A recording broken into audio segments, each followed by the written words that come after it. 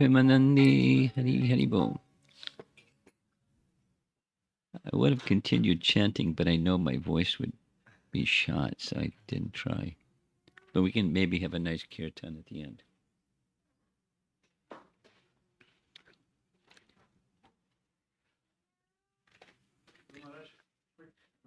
Quick. Oh. Oh. Ooh. You have a way to identify which cars they are? In case somebody didn't notice the fire hydrant and their car won't be there when they come back? But somebody should look and see which cars.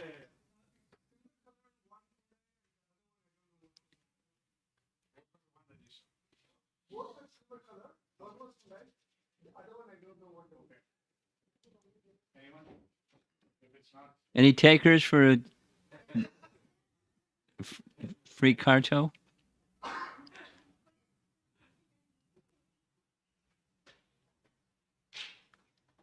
All right.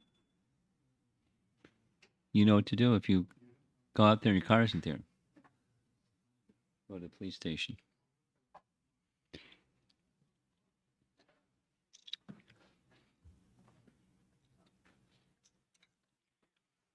Somewhere in the course of the journey from Portland, which is much warmer than Chicago, by the way, to here, I was informed that, at least for the Sunday program, the Naperville Temple has been focusing on Bhagavad Gita, following Gita Jayanti, but still on a roll. So, Bhagavad Gita. And I just came across a document that I didn't even know I had. How the history of Gita values. Does anyone here know the history? Here's the history. It's different. I've been saying not really the right version. Mary Rowe. Anybody know who Mary Rowe is? She's a nice lady.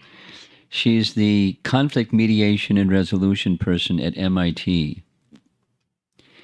And she was invited to Potomac by her good friend Brian Block, or Vrajabihari, because he studied under her in conflict mediation and resolution. So, long story short, there was a group of senior devotees giving responses to someone who was Shesha Prabhu, who was going to be taking up a role of, she says, CEO, the chairman of the GBC. And you're like, how to do it? What are the guiding principles? And it was a 2-day discussion with a lot of people. She wrote it up afterwards. And interestingly, this is like just anecdotal information, but she was doing her thing, being the role of, okay, it's not a conflict, but it's like, okay, step back. And what I heard, because she's new, she doesn't know all about ISKCON, she knows something. Here, what I'm hearing is, and she's summarized what she's hearing, because she had said nothing up to that point, and right behind her was Braj Bihari's son, Gopinath, who stood up and said, that's Gita values. And then it became Gita values. And so it got distilled down to, and without some back and forth with Shonaka Rishi and what's going on? Shonaka Rishi has some connection, I don't know exactly what, with Oxford University. There are some devotee... Come on. There are some devotee professors, or professors who are devotees at Oxford University, and some collaboration, they came up with Gita values. I got a much shorter version, but that's the background of Gita values, in case you wanted to know. And then they identified 6 that were like guiding principles, how to live your life by. if you're going to be the chairman of the GBC, or you're going to be a member of the Hare Krishna movement, or anything in between. Values to live by. And there were 6 in number, not that there's only 6, but there were 6 in number that got repeated several times. And then, nice little paragraph. And Amrita Kelly, you can confirm that you received those 6, right? Okay. So you'll find in your inbox somewhere, however you send communications, those 6 items, and then a little paragraph, nicely worded paragraph that summarizes what those 6 Gita values are. So that's the background. And a little bit of a repeat, because these same first 3 slides were from the midday discussion. Spiritual culture and its values.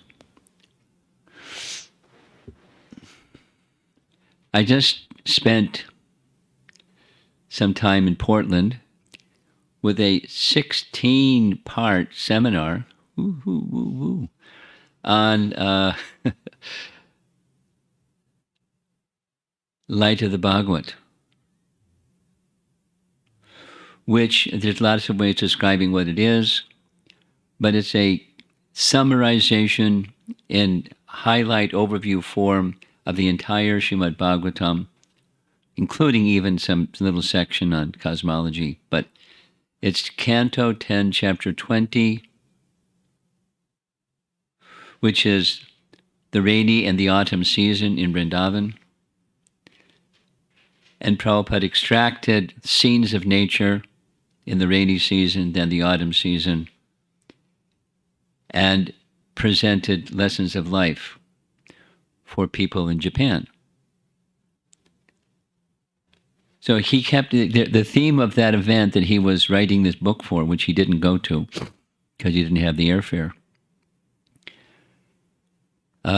The organizer had this international entity, legal entity, and it was the Conference for the Cultivation of Human Spirit. Now, how high-sounding is that? It could mean practically anything. And Prabhupada met somebody in Delhi, because he would go back and forth from Vrindavan. This is 1961. Back and forth from Vrindavan to Delhi, preaching, getting subscribers for his Back to Godhead magazine, and, presenting the message of Srimad Bhagavatam, which was his order, the order he received from Bhaktisiddhanta to prepare himself for going to the West. While he was living in that little room in Vangsi Gopal Temple, he had begun his translation of Canto 1, Srimad Bhagavatam.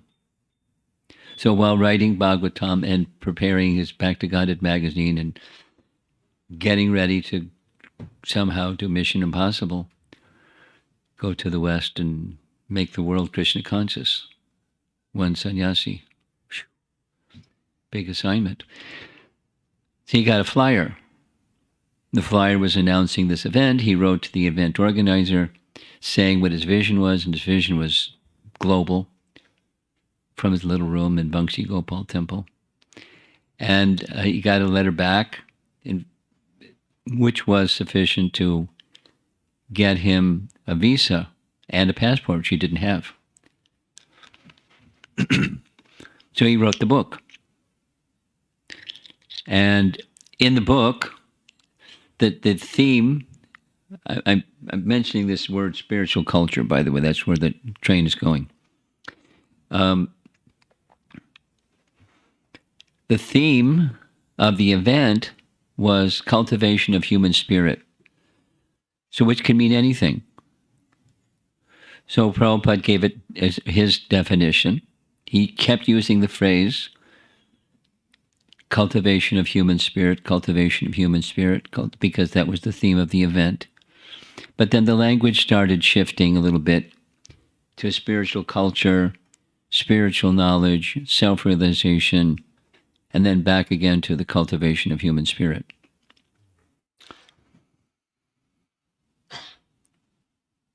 I'm mentioning that because culture, spiritual culture, we can say, Prabhupada was saying, spiritual culture means Bhagavad Dharma. Because Bhagavad Dharma is not just a teaching, it's a way of life. And a way of life is what you might say is culture. And when you just put the adjective spiritual in front of it, you have Bhagavad Dharma, or the light of the Bhagavad. And since the topic that I wanted to present is the Gita values, how do spiritual culture and values connect? So it just so happens, well, I'll mention because of the audience here, a devotee I know got his PhD in I don't know exactly what it would be called, but organizational development, something. And he showed us in our organization development committee this image that I liked. And so the explanation is whether it's an individual or a family or a group or an organization or a corporation or anything, there's a culture that goes along with it. It's like it's real easy to talk about. Supposing one company buys out another company. And one of the first things they do is they look at the culture of that. The culture of it doesn't mean like what's their dress code and things like that. It's the culture of the organization. So this picture was presented to help, what should be the culture of ISKCON. That was the context, but just to understand the concept. By the way, the colors are really great on the screen. Sometimes they're really crummy, but compliments to Mr. Screen Developer. So you recognize an iceberg, and there's the iceberg of culture, and there's the part of the iceberg that you can see, and there's the part that the people in the Titanic didn't see until it was too late. And that's, what's below the surface of the water. That's the whole iceberg. So with the iceberg of culture, there's the stuff that's up above, and that's measurable, observable, those kinds of things. And language, dress, behaviors, anything that makes up the observable, measurable types of things in human society or a group of people. And that's something to look at. But something that's below the surface of the water that's not so visible, but drives the behaviors and speech and so forth, the observable parts of culture, is the values. So one of the first things any organization does, Prabhupada did it when establishing ISKCON, the 7 purposes of ISKCON. That's what this one is. What we say is important. Official beliefs, mission statements, those kinds of things. That's an expression, written expression of values. And then values drive behaviors. And behaviors can influence and impact, and over a period of time at least, change values. Certainly works that way in our modern society. And then what's at the bottom is things that don't change. Those unchallenged certainties, implicit convictions, deeply held beliefs, like we're spirit soul. There can be different other things up top, but that doesn't change. Values can change and behaviors can change, but that doesn't change. And then the idea of a good organization or good culture of a person or a family or a group or something is there's some alignment. And the Gita values focuses on the values, but it's also resting upon fundamental things. And there's some behaviors and measurable things that go along with it. So that's how values fits in with spiritual culture. And then there's another little message, knowledge, like we find in Bhagavad Gita chapter 13, items of knowledge.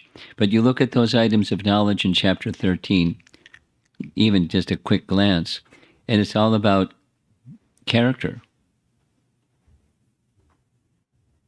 That's symptoms of knowledge. So there's a distinction between knowledge and information. There's lots of information in Bhagavad Gita. There's lots of information in the Vedas. But there's the spiritual culture of all those things, and that's when one lives by that culture, then one has spiritual culture. One becomes a cultured person. I've been preparing a bit. I've been having a great time, by the way, preparing for the winter retreat. Nice warm name, winter retreat. Get in an igloo and turn on the heater or something. Winter retreat. A section from Antya-lila chapter 4, Chaitanya Charitamrita. Several times in that chapter, in different ways, it's brought out about how much Chaitanya Mahaprabhu appreciated Sanatana Goswami for his upholding spiritual culture or standard etiquette and blasting Jagadananda when he felt he was transgressing standard etiquette by a little boy offering advice to someone who's like his guru and Sanatana Goswami. Anyway, a cultured person lives by what their convictions are. And they know that what their convictions should be because they've been trained and they have the right understanding. And they don't just say it, they live by it. And because they live by it, they have realizations of those things that they speak. And that's the power that they carry, their purity. So, which is far more than information. Again, spiritual culture and spiritual knowledge. Prabhupada was using these interchangeably. This is just hindsight because this presentation was developed over a year ago. But when spiritual culture involves knowledge in the transcendental sense, realized knowledge and wisdom. Now, one more thing. All of us have experienced there's a big gap between what we know and where we are, or as they say, where you're at, which is lousy grammar, but here's the image that goes with it. I learned this language from, this term from Satchidananda Swami. I liked it, so I kind of adopted it. Because before I mentioned his name, because before, English isn't his first language, but he was using it in his japa retreats. Where we want to go with our chanting. And we're way over here, we want to be way over there. And in between where we are and where we want to go is a big space, a liminal space. There's a big gap. And how to bridge the gap between, let's say, values, Gita values. We know that we have the information what's in Bhagavad Gita. You can train children. It's not wrong to train children to recite Bhagavad Gita slokas, but they don't know what it means. Most children don't know. Ask them. If they can recite, I've trained my child. Have him recite some slokas. And then ask them, what does it mean? I don't know. You know any slokas? No? You know the meaning of... Anyway, I won't go there. You get the idea. By the way, Bhakti Siddhanta Saraswati Thakur, at the age of 6, could recite the entire Bhagavad Gita from memory. And if asked to give an explanation of any of the verses, chapter 7, verse 22, he could speak on that verse for 10 minutes at the age of 6.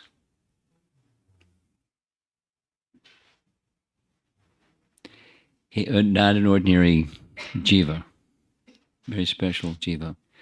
So we're not there. But so liminal space is, when hearing these values, Gita values, the preliminary warm-up is to say, don't be discouraged if you're not there yet, because we're not there yet either. But it's a direction of where to go. And the good news is Krishna is there to help you cross that liminal space, as long as you reach out and make the Krishna connection along with where you want to go. That's a big part of Krishna's kindness. He gives you the idea of where to go, and then he helps you get there. And without it, it's la la land. It's not a good place to be.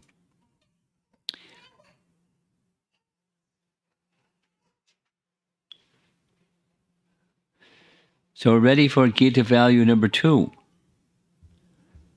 And since some of you were not with us for Gita value number 1, it's Samadarshana. Sarma, Darshana. Sama, equal. Darshana, to see, equal vision. To seeing others equally. Pandita Samadarshana. Pandita Samadarshana. And from Pandita Samadarshana, where you see the soul, not just the coverings and details of the coverings in culture, the material part of culture, you see the spiritual entity, and you, in an appropriate manner, because this is what Chaitanya Mahaprabhu was explaining. It's a really nice chapter, nice section, about his appreciation of Haridas, and he was fostering it himself. Mahaprabhu was fostering it himself. There's a section where it says, they came, Sanatana Goswami came and stayed with Haridas Thakur shortly before, it was in the month of May, June. No, April, May. And they stayed for Rath Yatra.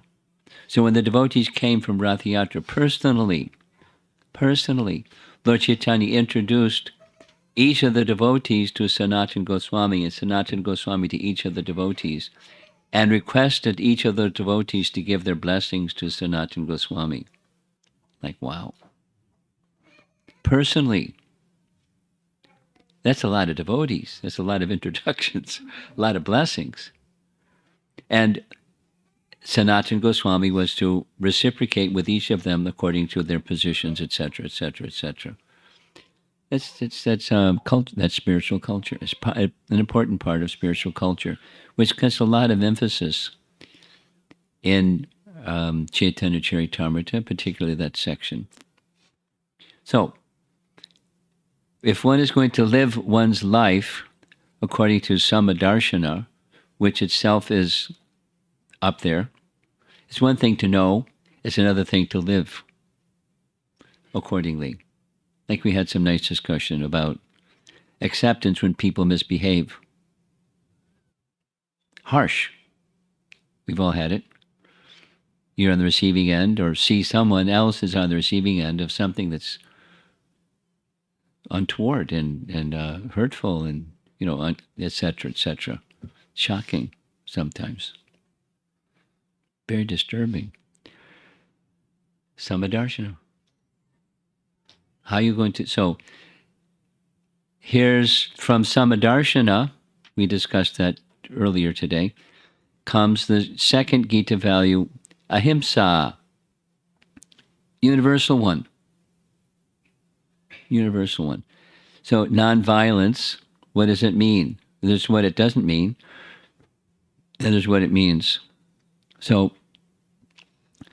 some images of wars. Human history shows a record of violence since years ago. Sounds like European language. They speak like that. Since years ago. Violence since years ago. And it continued to the present. And we can have other images of showing present displays of violence. So why? Why does it happen? Mode of ignorance mixed together with the mode of passion, push the plunger, you get violence. How is it related to or not related to equal vision?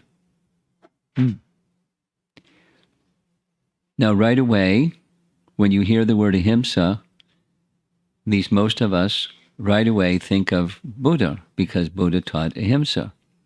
We all know that from our Hare Krishna literatures. He taught nonviolence, or ahimsa. Nonviolence, one definition can be to act in a way that causes the least harm. That's one. And there's others. Nonviolence means avoiding violence at every level, physical, verbal, what's the other one? Emotional. So that's like negation. Well, we know what Prabhupada says. There's another perspective from Bhagavad Gita. What's that other perspective? Does anybody want to say what the other perspective is? I'll say it for you. You volunteering? You look like you're getting ready to... Okay, there's our Bhagavad Gita. Krishna speaking to Arjuna. This is Prabhupada's from chapter 13, one of the items of knowledge. Nonviolence is generally taken to mean not killing or destroying the body, but actually nonviolence means not to put others, oneself also, into distress. Prabhupada's words. That's in the purport. Prabhupada writes, people in general are trapped by ignorance in the material concept of life. This is how it connects with Samadarshana. In the material concept of life, nonviolence means not. And they perpetually suffer material pains because of the bodily conception of life. You know, the image is pretty clear, putting the head in the sand. Here comes something that's unpleasant, just put your head, just look the other way.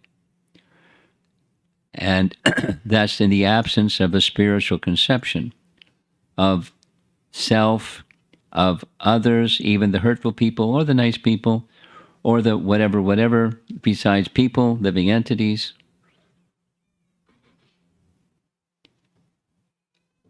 The bodily conception traps us in violence. Many times people don't know what actually benefits them and what is beneficial for human society in general. This is taking a lesson or message from Bhagavad Gita, chapter 10. And because of that lack of clarity, of not knowing what's beneficial, they can say, not te vidu. What's the rest? Svartagatim hi Vishnu. You know that one? Not te vidu. Svartagatim hi Prahlad Maharaj, speaking to his dear father. Na te vidu. They do not know. Sva arta gatim. Sva arta gatim. One's own self-interest. Sva arta gatim. He, Vishnu, certainly Vishnu.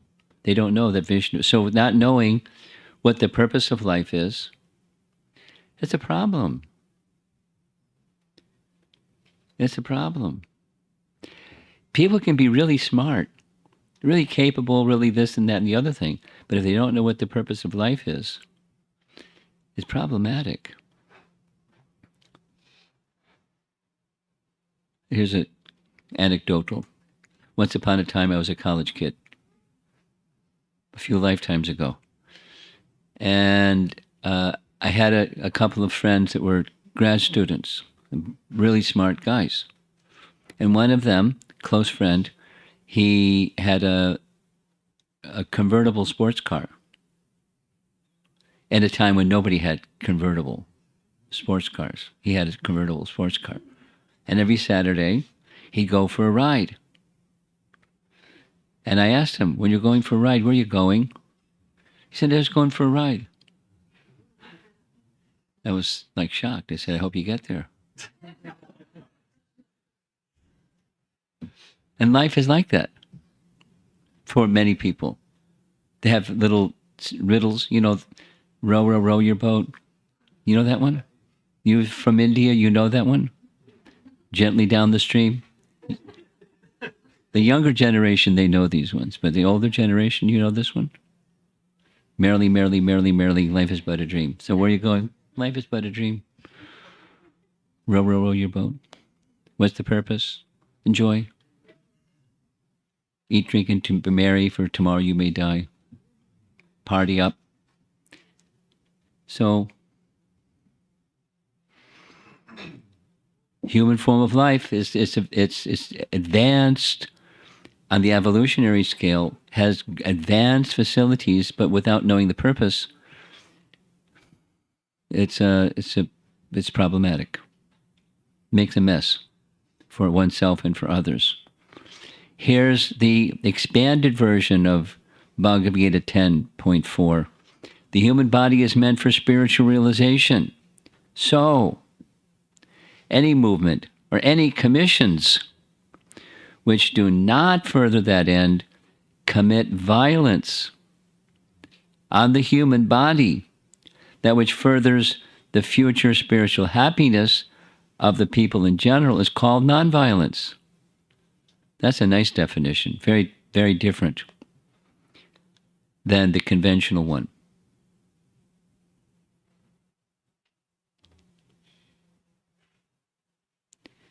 I'm in a sharing mood, so I'm going to share something right now. Just this morning, I don't know how it happened. Oh, I know how it happened. There's a Chinese devotee that lives in the East Coast.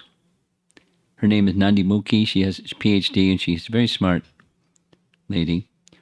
And she submitted an article to Back to Godhead magazine about Gita values.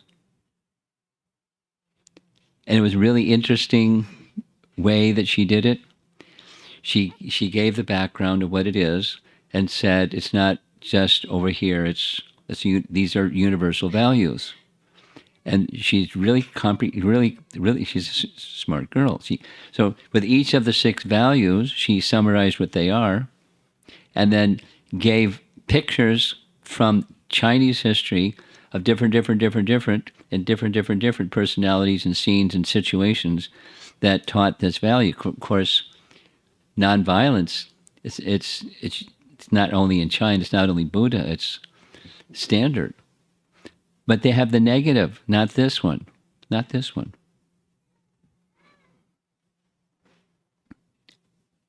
Okay. Because it's transcendental. Transcendental knowledge is not the conventional idea of a value. Spiritual ignorance alienates people. Doesn't lead to samadarshana, it leads to ignorant behavior. It alienates people. It's the foundation for violence at any level, meaning the verbal, physical, emotional. Spiritual ignorance. So what's the nonviolence? Bring spiritual knowledge or spiritual culture. That's the ahimsa principle as given to us in Bhagavad Gita, if we read it carefully. Here it is again, 10.4.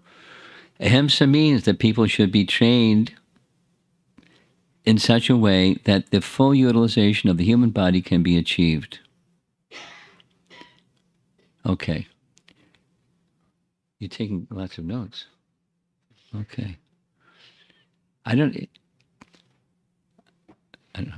know how people use their two thumbs and they type it faster than I can type with my fingers on a typewriter. Practice? Is that it? I see young people do it, but I haven't seen a gray-haired guy like you do it. Lots of practice. Okay. Pardon me. It's one of those evenings. What can you do? Chicago, stormy weather. And okay. You recognize this gentleman, Marshall Rosenberg, nonviolent communication. I don't know if you've seen images of his or videos of him doing his thing. You see he has puppets on his hand, and there's a giraffe on one hand, and there's the jackal on the other hand. And he says, your jackal speak is like this. Then I heard him, watched a little bit of his videos. Why a giraffe? Because compared to the size of the body of a giraffe, their heart is really big. So that's why it's a giraffe. And then there's the giraffe speak. So he role models, this is violent communication, this is nonviolent communication. And it doesn't really take it to the spiritual conception. It's still, because he was a Buddhist. He didn't teach Buddhism, but that was where he was coming from. And Bir Krishna Maharaj says, very kindly taken. He studied, he went to his seminars, very expensive things, and learned the principles, and then Krishnaized it. It's now being taught in a nice way. Sri Radhika's going around teaching this, the spiritual perspective on nonviolent communication. So it's not uncommon. People have certainly heard of, they've got its acronym, NVC, nonviolent communication. So here's, maybe we can do it. This is a breakout session. The breakout session means you guys talk and I stop talking. So think of a situation in your life where you felt non-acceptance of yourself or of others. How did you or they react? It says write it down, but you don't have to write it down. You can talk about it. What were your feelings? For example, some negative emotions. And then next, what did you need at that time? This underline the word need because it's a big part of Marshall Rosenberg's teachings, which Bir Krishna Maharaj has incorporated. An unfulfilled need. We have needs. You know, at the bottom is you have to eat and so forth. And you go up and there's higher needs. So what was your need when you felt not accepted? Or you weren't accepting of someone? And what was the need that wasn't being met? Behind any negative emotion, there's an unmet need. This is part of the premise. So, what need was unmet when you felt the negative emotion in that situation? Now, for us, it's up here, and if you get Krishna realization, your needs are met because there's an alignment. And if you don't get Krishna realization, you may meet some of these other ones, but this one isn't met, so you're feeling not fulfilled.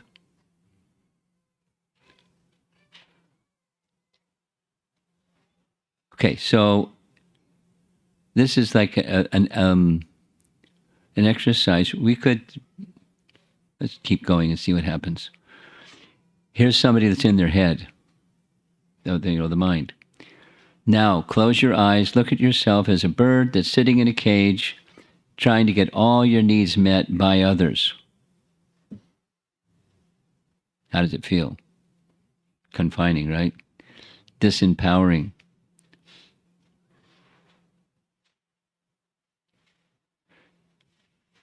You get the picture? No, it's if you see down here, it says discussion. So let's do that. we had this nice experience. It was, for me, it was a nice learning experience.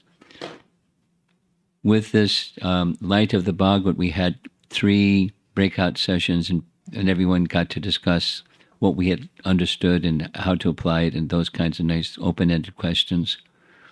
And it was really helpful. People shared afterwards.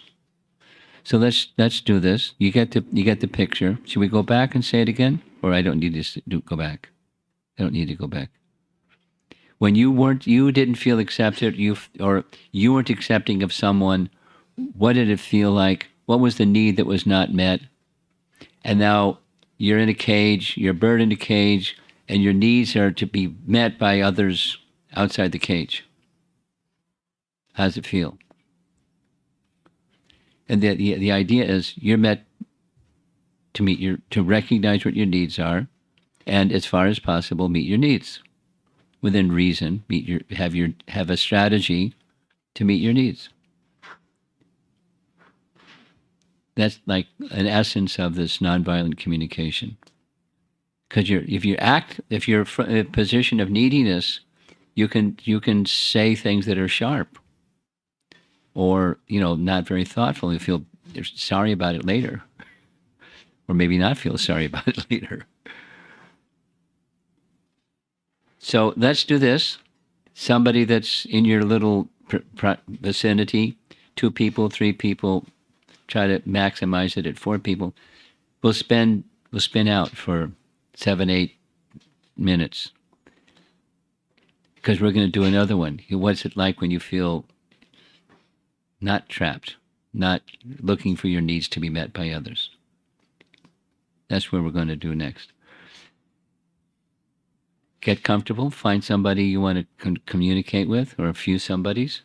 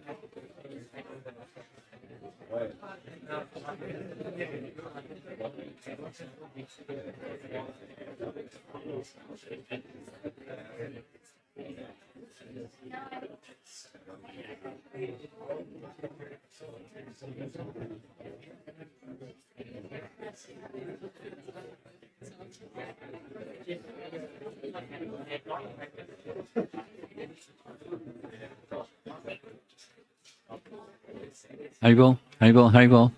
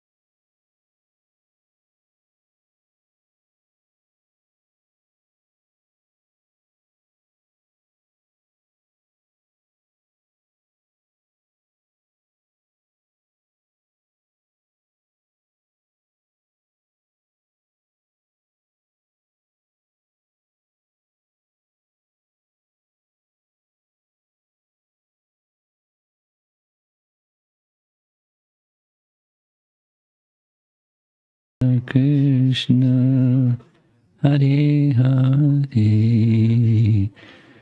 Hare Rama, What's the rest? Hare Rama, Rama Rama, Hare Hare.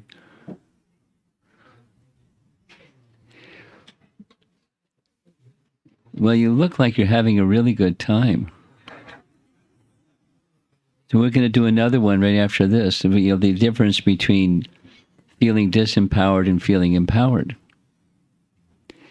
But I'll give you a hint.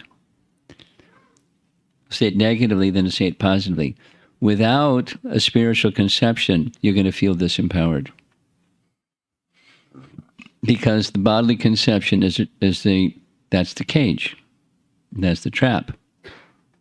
Because in that bird in the cage situation, I've got my needs, and there's the situation and others that are meant to meet my needs. And they're responsible, the situation and others, to meet my needs. Really disempowering. And it doesn't feel good. So now let's go the other direction. Hey, look at that, the bird cage is open. Close your eyes again, go back to that situation, look at yourself and others in that situation as spirit souls, samadarshana. The body that you and others are in, the resultant emotions, everyone's needs, their coverings. And from Bhagavad Gita, we learn the field of activities and its interactions.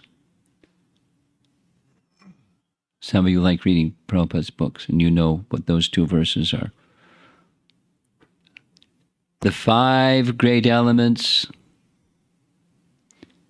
false ego, intelligence, it lists the 24, and then it lists the interactions of those 24s, desire and hate, happiness, distress, aggregate life symptoms, convictions, field of activities and their interactions, all of those. And that's not what happiness is. It's not what freedom is.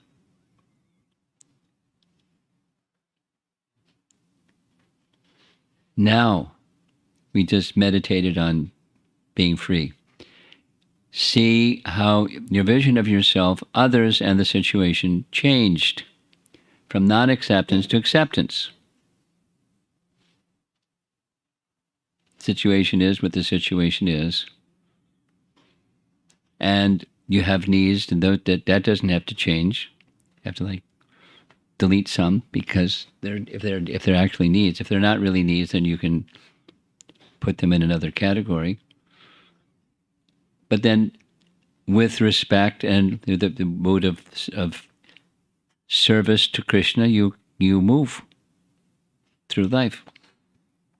Look at meeting your needs from this sacred space where expectations and frustrations are replaced with a mood of respect and service. This is. Remember, the context for this Gita values was, how is somebody that's going to be a leader of a global organization, or just even, in your little group of people, where people have different needs, different personalities, perhaps different social backgrounds, different.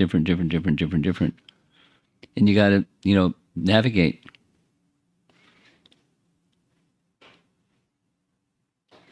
In a mood of respect and service, respecting differences, knowing that they have their set of needs. They may be projecting you're meant to meet their need, and if you don't, there's something going on inside them saying rah, rah, rah.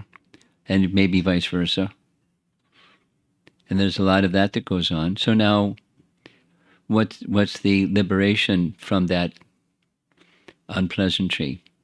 And then how do you act and behave? That's the iceberg. That's the speed and the measurable things. And then this is the value. Okay? Full realization of our spiritual nature is to become connected to the real us. This is the language of these authors, that divine nature. I think they use the word divine nature because the God word in some circles is like a no-no. turns people off. Divine nature. Cultivation of the human spirit.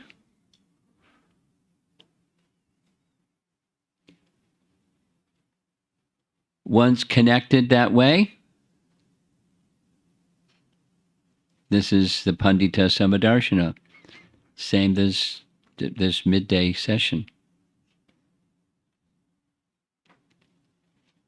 Non-violence to self and family.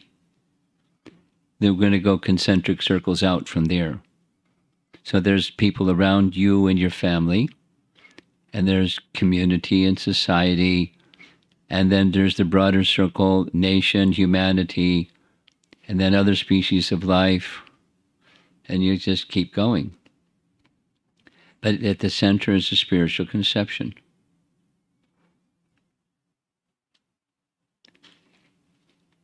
Now, I didn't prepare for this, so we're going to skip it, but there's a role play. And everybody laughs at the role play because it's fun. It's the model of the trapped and the model of the liberated person. And the communication and the exchanges are very, very different. And the sense of fulfillment is very, very different. So we're meant to be leaders. Prabhupada was training us. I mean, he had rough characters to train, but he was training us to become brahmanas, become learned in the scripture, and then to act according to what scripture says, and to be in this way, be leaders in society. At least, leaders in the sense of being exemplars of this is what Bhagavad Gita says. I live my life according to what Bhagavad Gita says. I don't have to be a big rah-rah person, but just be an exemplary person. And that's what Prabhupada wanted for us, of us, and for us. Because then there can be at least examples in the world of what self-realization is, or what a life of living in harmony that's directed towards this goal, this higher goal. Cultivation of the human spirit, or spiritual culture, or spiritual knowledge, or Gita values. Different terms can be used. But specific to nonviolence, it's that which is going to awaken that spiritual culture of others, and it can just be as simple as how you conduct yourself.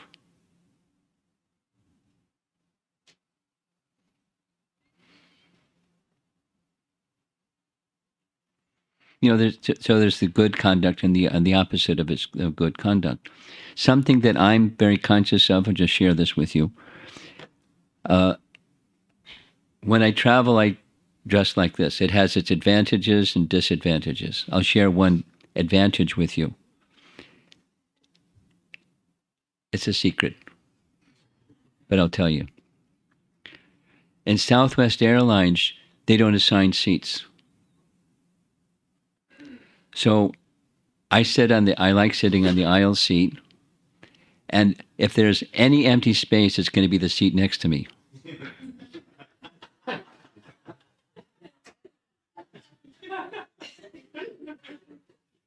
There's exceptions, but that's commonly what happens.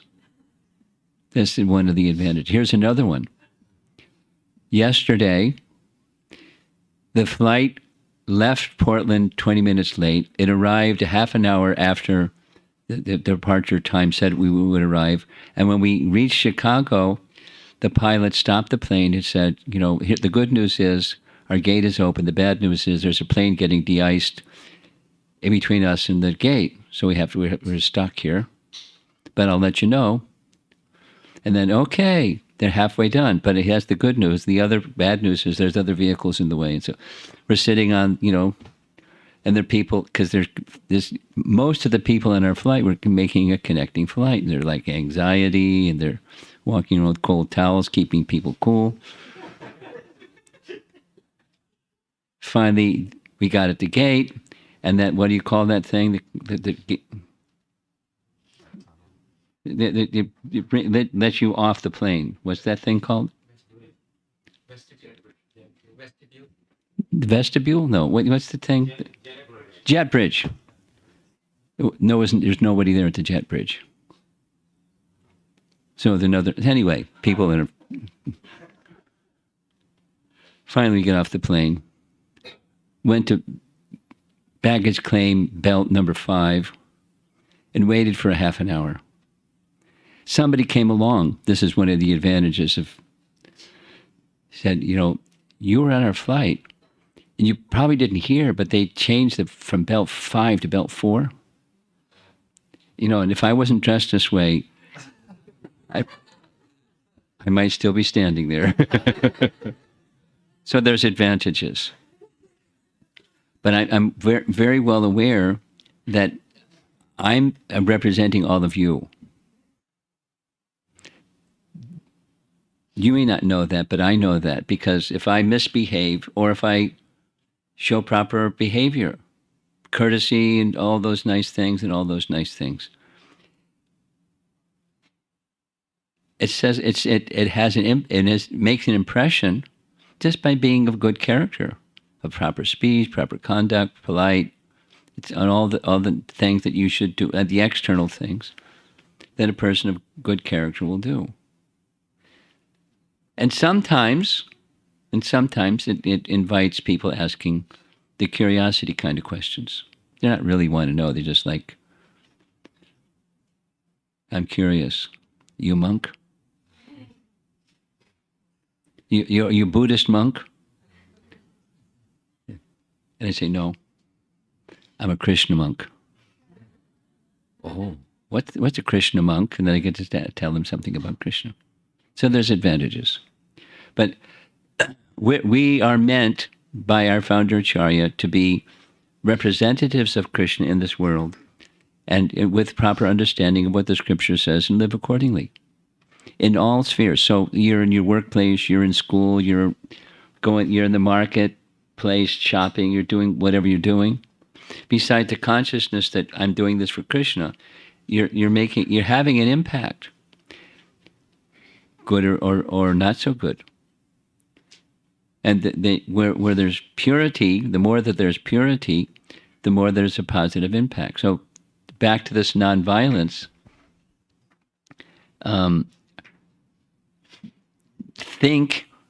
carry the consciousness of persons have a misconception of who they are.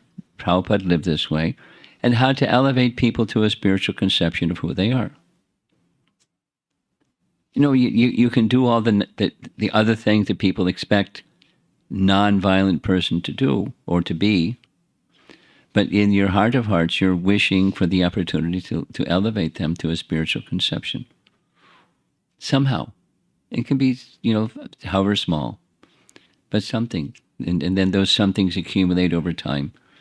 And next thing you know, it's like how many people, you've all heard it, how they became devotees.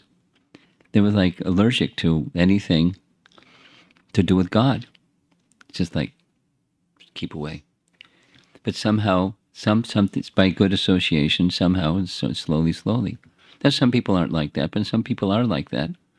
And good being of good character, you're carrying that desire in your heart to help people become aware of who they really are.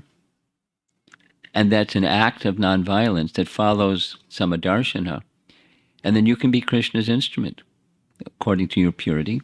And Krishna can and does orchestrate circumstances that facilitate that desire. So that's our ahimsa topic. Gita values number 2, that flows from the Samadarshana topic. It's you're not the body and you're not the body. Now, how do you live that way? It's nonviolence. What is nonviolence? Not just don't hurt people or minimize the pain and inconvenience other people experience because you exist. That's easy. But then go further.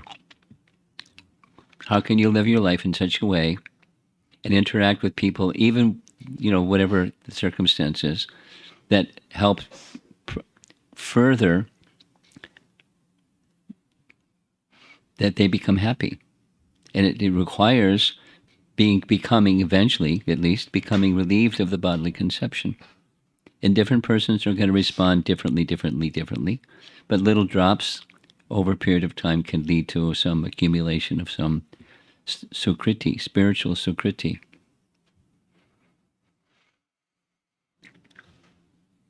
That was a preaching message in case you didn't get it. But that's what we do. We receive and we give. Any discussion? Gita values number 2, ahimsa.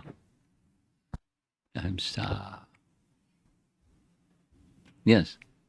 A small clarification. So this ahimsa looks to be the byproduct of samadarshana, like rather than the value 2. It looks like A byproduct. That's a nice way of looking at it. It's certainly they're brothers. They have the same mother.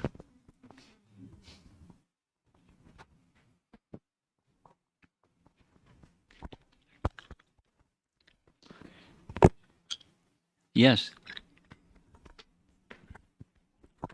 Hare Krishna, Maharaj, thank you. This is very interesting, very helpful. I was curious, the definition that we saw from the Gita about nonviolence, that nonviolence is acting in such a way that we don't incur pain, inflict pain on others. That seems like a consequentialist definition of nonviolence, that we do whatever does not give pain on others. Yeah, that's a negative one. Yes. So that's hard to judge at times, because it's, the other view is that no matter what, you're nonviolent. So like some Christians believe against the capital punishment because you just simply shouldn't kill. It's the principle of God. It's the law of God.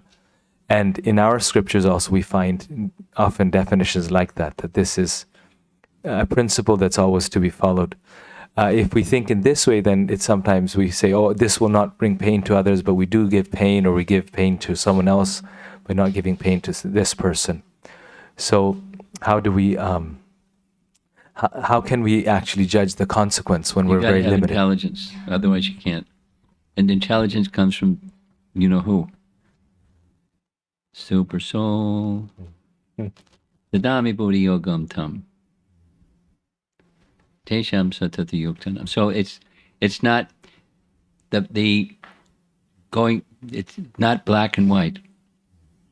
And in that gray area, as we know from Mahabharata, it's not easy to decide. How do you discern? It's not easy to decide. And therefore, the light by which we look at situations is Mahajanas. And that how well are we connected with Mahajanas? Even if we're well connected with Mahajanas, it still can be confusing. It's not easy. But it's reliance upon our Krishna connection and becoming knowledgeable in the scripture. And we're not always going to get it right. And when we don't get it right, we acknowledge it. And it's in many cases, since it's done, it's too late. It's done. So you can go and say, "Gee, I'm sorry." That's something we should do, but learn from the mistakes. Anyway, it's not easy. It's not black and white. Sometimes in life, there are multiple choices that are less than ideal, and but they're satisfactory because A and B. The intention is that Krishna should be pleased. And B, if we have our receiver on, if Krishna gives us a single signal, this wasn't the right decision. Excuse me, but it wasn't the right decision. You're more than willing to withdraw that not right decision and recalibrate and adjust. So the Krishna connection with Supersoul is very important in evaluating. Becoming conversant in what Scripture says is very important in making the right discernment as to what is to be done in different situations. And we're not always going to come up with some scriptural reference that tells us this is the thing to do in this situation.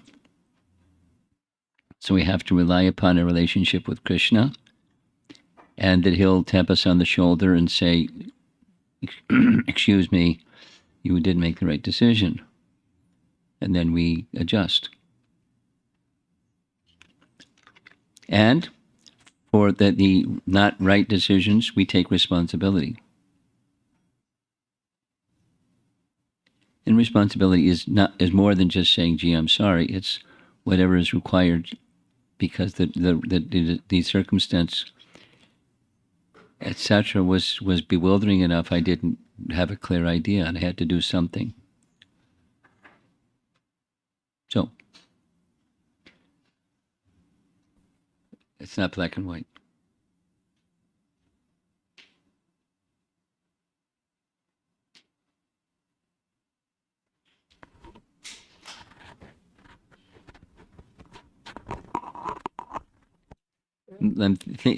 As I'm speaking, I'm thinking, sharing with the Kunda, Burijan Prabhu covered this topic during his talk. And very interesting. We can, it's just like we can, anyway, we can make some statements that are really simple, like chant Hare Krishna and become sublime, or go back to Godhead. And then there's some further details besides chant Hare Krishna and go back to Godhead. There's subtleties, and it takes refinement.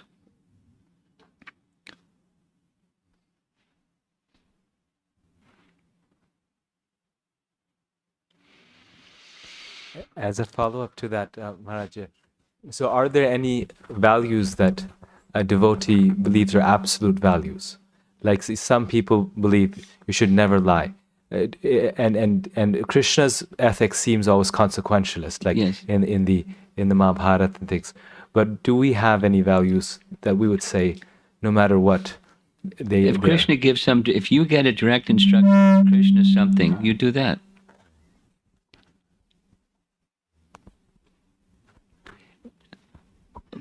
The three examples that Prabhupada would refer to again and again and again, don't kill, but he's instructing Arjuna to kill. Don't lie. He's instructing Yudhishthira to lie. And, young women, young men in the dead of night going off and enjoying together.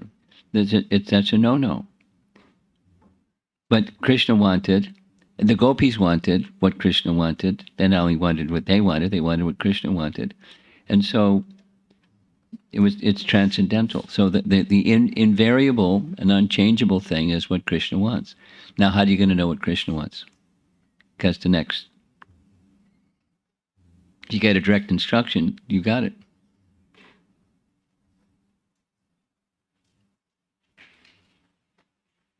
And there are some general instructions, and those are the guideposts that we go for what Krishna wants.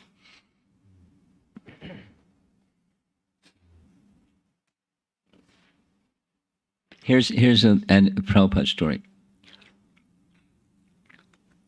During a period of time, Srila Prabhupada, the temple president in Chicago, when I was living at the Brooklyn Temple and Prabhupada was visiting at the Brooklyn Temple, the temple president in Chicago was Sri Govinda.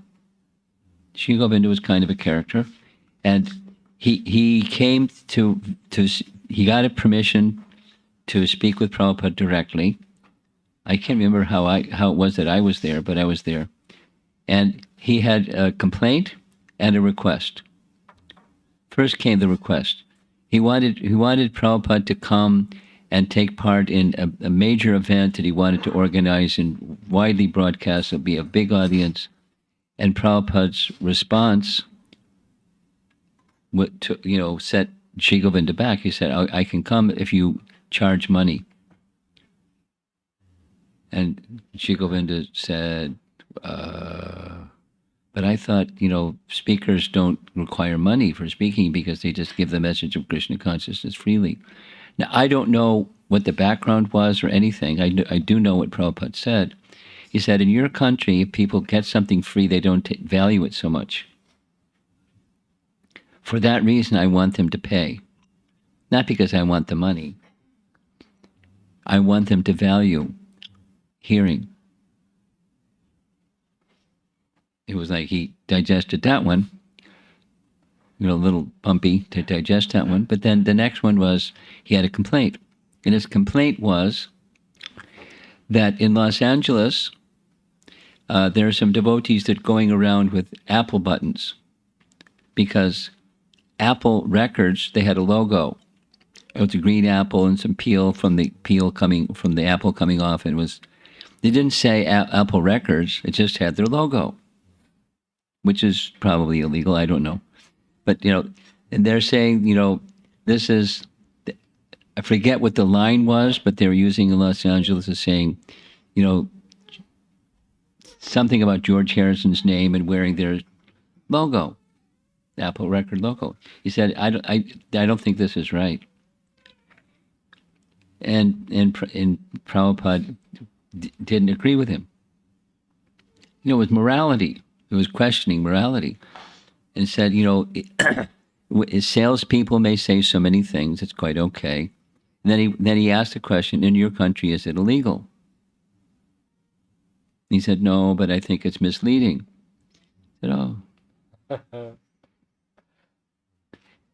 It wasn't endorsing mislead people so he can sell books. But it was, it's an ethical question. And there's a higher purpose, and the higher purpose was to distribute the book. And if they want to distribute a book that way, not like everyone should now line up and start doing that. But their intention was increase the distribution of Prabhupada's books in a non-illegal way. And, it's harmless.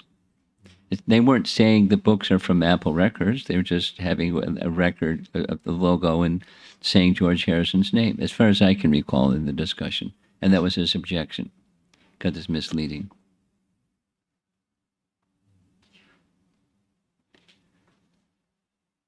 No, the next person in the room, he might have said the opposite. So you can't, one anecdotal event doesn't set a standard for the whole society or our founder Acharya. It could very well just be a relationship with that person or something. But it's because I was in the room, I'm sharing it with you. What would please our founder Acharya? Or what would please your spiritual master in conducting your life within society? And that's a very important question to ask yourself. And there's other senior devotees. You don't have the answer to that. You can ask other senior devotees what to do in this circumstance, etc., etc. So the answer is what's pleasing to Guru and Krishna. That's invariable. And for one person this is, and another person that is, and that's perfectly okay. There's varieties even in what's pleasing to Guru and Krishna. Yes. He's got a little microphone. It's really small, but it does work. Here it is. So this is from Bhagavad Gita 10.4. The human body is meant for spiritual realization. So any movement or any commissions which do not further that end commit violence in the human body. So I guess I'm a little stuck with that last part of that. Commit violence in the human body. Why? I was almost stuck? expecting that you would say commit violence to the spirit still living in the human body. So I don't understand. Oh, it's the same. Oh, is it? Yes, it is. Because it's violence to the human body because the spirit soul isn't fulfilling the purpose of the human body. So it's violence to the human body, which is violence to the soul that's within the human body. Okay. I mean, you can go to Prabhupada and ask if you can make that editorial change, but I don't feel there's a problem because one implies the other. I see. Okay. Over here in the longer we're in the front, then we're going to go in the back after. Here. Hare Krishna Maharaj. I was just trying to think how to phrase this, but I was just thinking about the iceberg and the topic of culture and the different levels of culture, good culture, and just thinking about these values as a whole. If we see devotees, especially who have been in, at least externally in good standing for a long time, and then some values are broken in a very, very serious way, I feel like you've of course been around for so long and have seen everything under the sun. And at night too. yes. Yeah. And I guess the kind of reactions that I've tended to see amongst devotees is either devotees leave from things like this, they see things like this and they leave because their faith is broken in some way, or they kind of overlook it and it's almost like a denial kind of what really happened. And I was wondering if you could just comment on like what is a healthy way to respond to protect our faith when we see like serious transgressions of these principles. Let me compliment you for the sweet way that you asked this very difficult question. And Rishta was with us in Portland, and there was a young person who I won't mention his name, he didn't ask it so nicely. He shared later that he's like he feels himself the protector of the victims. Then he went on to the next question. It was basically the same thing. So thank you for the delicate way of presenting a delicate question. Well, there's different gradations of response, and one is to be very clear about the difference between the covering of the soul and the soul, or the behavior that may be reprehensible, and the soul that's not. So your specific question is the impact that may have on people whose faith is weak. It may break their weak faith, or may damage their faith so it makes it difficult for them to move forward, etc.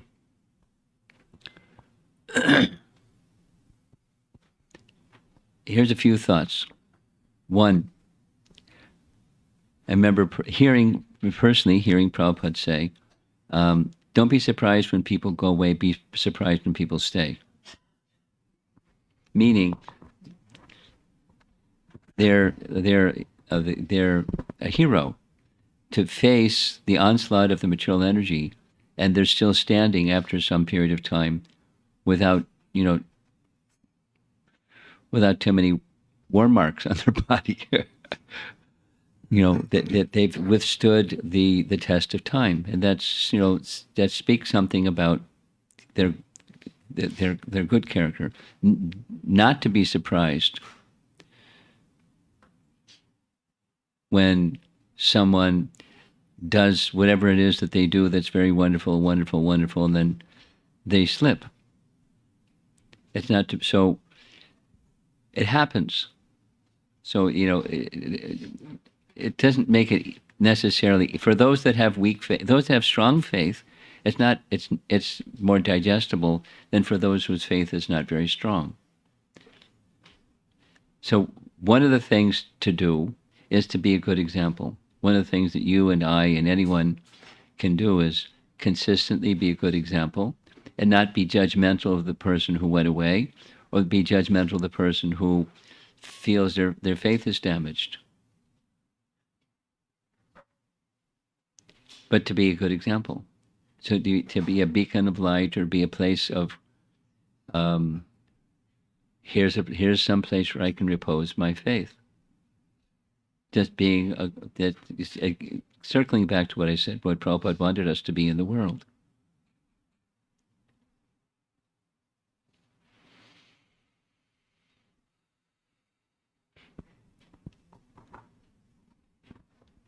And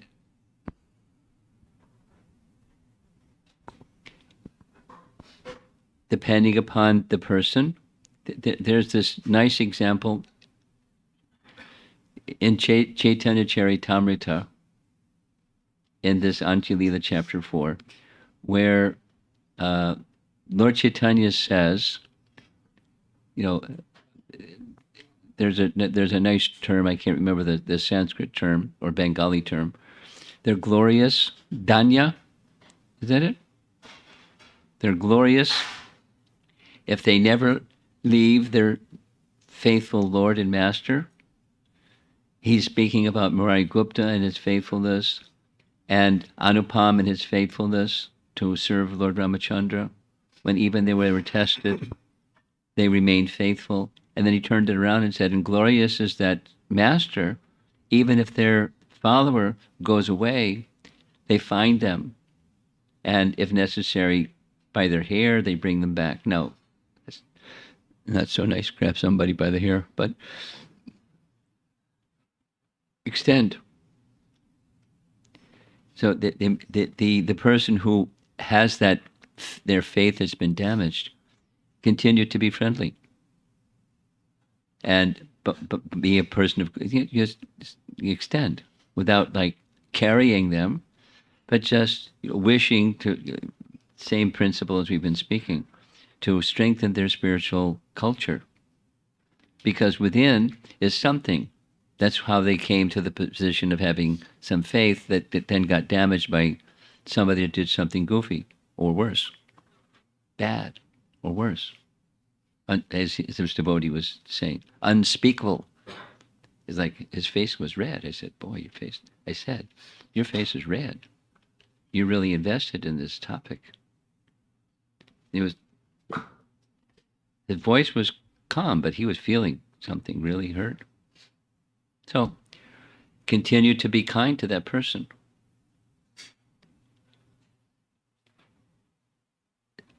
When damage is done, it's hard to repair damage. So what do you do when damage is done and it's hard to repair? You just continue to be an exemplary person that's kind.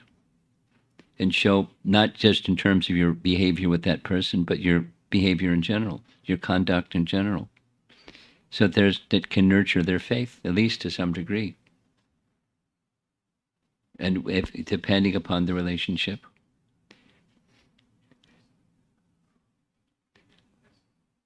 And you never give up. And you never give up. And you never give up. And you never give up. And they may never come back, but you never give up. Remain their well-wisher and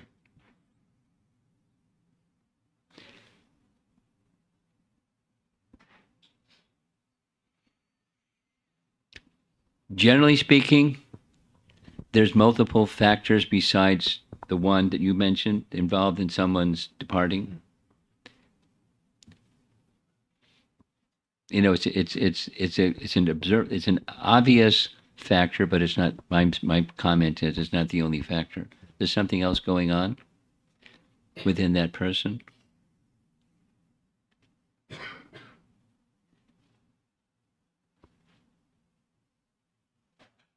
And it's really nice when somebody comes back.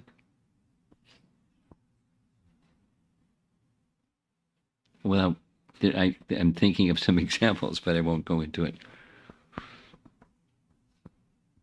And it's nice when people come back. And even if they don't, you just continue being their well-wisher and continue being a good example and encourage them in whatever way you can.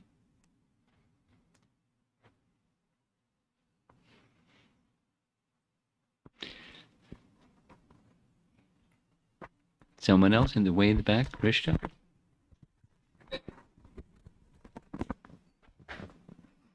Is this better than a portable microphone? Huh? Oh. It broke. Send it to a doctor? Yes. Hare Krishna Maharaj. Maharaj, this is just a comment on when you said that as devotees, sometimes we use terms like back to Godhead or stuff in a very vague way. And this was 2 nights ago when we were in Portland. And it was my first time there too, so I was surprised that the breakout session I was facilitating, they very openly shared that they really never, one of them, they were like sort of younger, they said, I never understood what back to Godhead meant. And I was like, I felt really honored that they shared that with me, because, I was using that a lot in the breakout session. So they said, can you please explain to me what this exactly means, other than, we want to go back to Godhead. And, we explained to them later that, it means you don't have to take birth again in this like cycle of birth, death, old age, and disease. And then they said, hey, that makes sense, because now I get why we don't want to, take a life again in this world. And that was just my reflection on what you mentioned in the lecture. There's lots of things to say about back to Godhead in addition. But if that she was a facilitator for youth. And there's some of them were like really little youth, as well as older ones.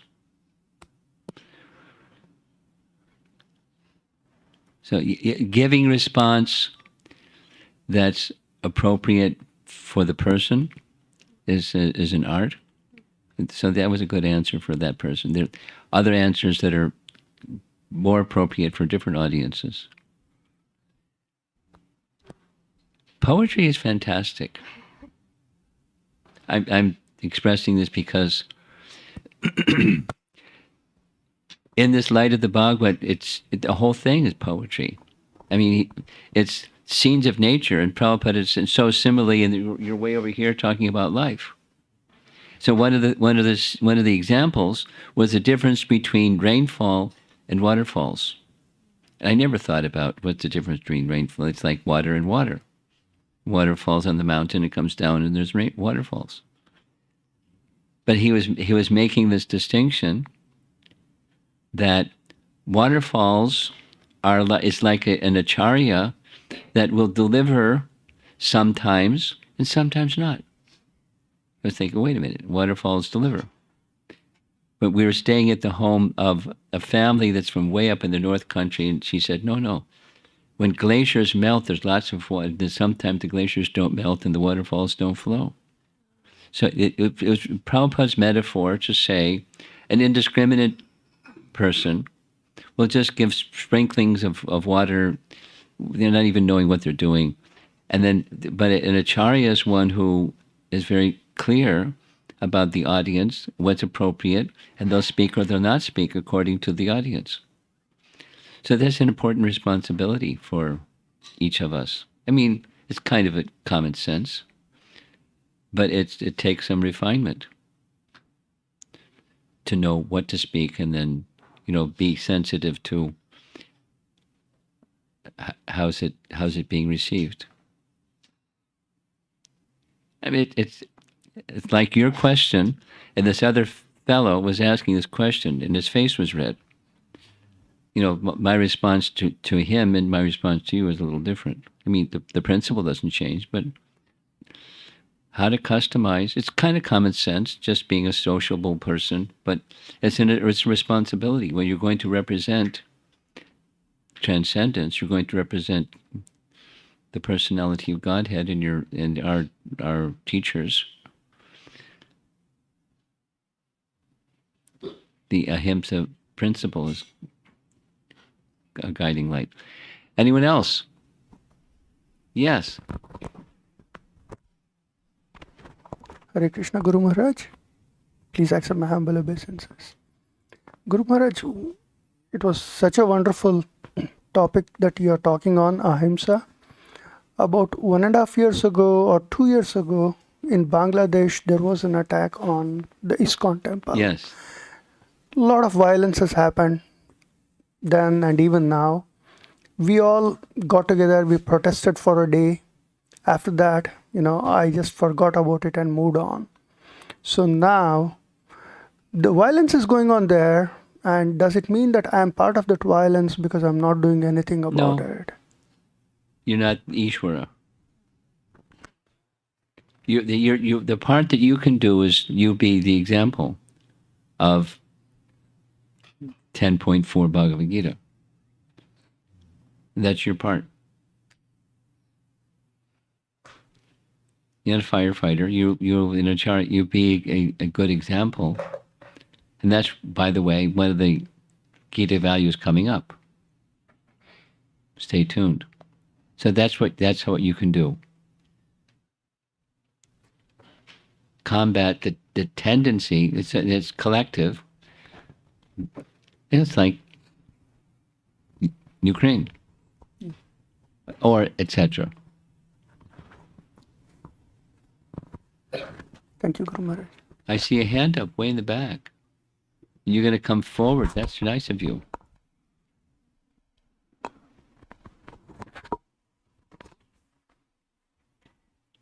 Hare Krishna, Guru Maharaj. Not causing hurt or distress to others. That's the negative. Yeah, we have seen 3 categories. I'm thinking of the emotional distress part. I'm also trying to connect to the needs, Guru Maharaj. Hopefully, I'll be able to phrase out my question properly. So sometimes, even though our intention is proper, but the way the others perceive and the hurt that's caused to them is totally disproportional. Welcome to life. So I'm thinking it could also be some unmet needs from their own end, which could be causing that kind of a reaction or behavior. Yes. So in that situation, as a devotee, I know we have to take the humble position and accept our part. But on the other hand, do we also say they also have some part or responsibility? You don't carry that. That's up to them.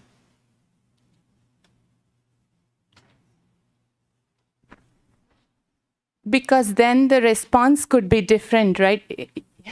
But you can't control that. It's up to them. They're making choices as you're making choices. You have your needs as they have their needs. Don't make your needs fulfilling their needs. They should not make your fulfilling their needs their need. And he's using this language that's in this section.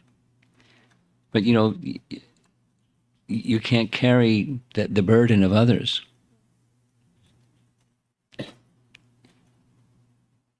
You know that one, right? So in that situation, we just go humbly apologize and be okay with them not being okay with us at that moment. Or At that moment, yeah. But it's good. It's back to my response to Mukunda's question. Over a period of time, continue to be of exemplary as best you can. Be of exemplary character and conduct and speech. And then they're going to make whatever they're going to make out of that. And your apology, and but you're not super soul. You go forward. You may want to go back again. You may want to go back again after that. So the expression is accepted as something that's genuine. But you don't own that feeling. They do.